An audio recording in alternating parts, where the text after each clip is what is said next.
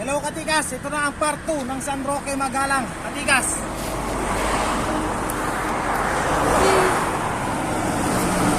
dahil nandito na naman ang iyong tagapaglingkod, Katikas, may hila na naman ako.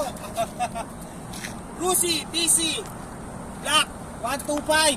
Katikas, let you see. Nalesya na niya Katikas. So stock pa siya Katikas. Yung makina niya okay pa. May battery pa siya Katikas. Oh. Tapos naka ano na siya, naka 70-80 na yung gulong niya sa likod. Tapos sa harap 60-80. Medyo goods pa siya, 100% pa, wala pang ganong gasgas Katikas. Okay pa siya. Stock pa siya, upuan, dyan pa, pati mga flasher. Salamin, nandito pa Katikas. Tapos ang tinakbo pa lang dyan Katikas, ito 9,306 Katikas. Kaya so fresh pa siya. Maganda pa siya Katikas. Pero subukan natin siya para marinig yung makina niya kung maganda pa. Marinig siya Katikas. Marinig pa yung makina niya. Flasher, bandar,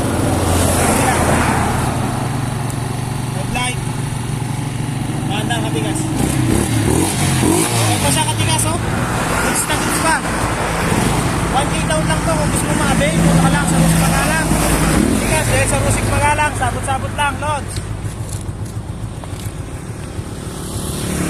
Hello Katikas, kasama ko na naman si Bornok. Yan na, ang Koreanong pagmumuka. Nandito kami sa San Roque, part 1. May hila kami. Nandito kami San Roque Magalang, Katikas. Yan na, kasama ko na naman pinaka-pocket collector, Katikas. Ako naman ngayon nagdadrive, ako naman tutulungan niya. Ayun na siya tinulungan ko. Kaya update ko kayo mamaya. Bye bye Katikas. Haha.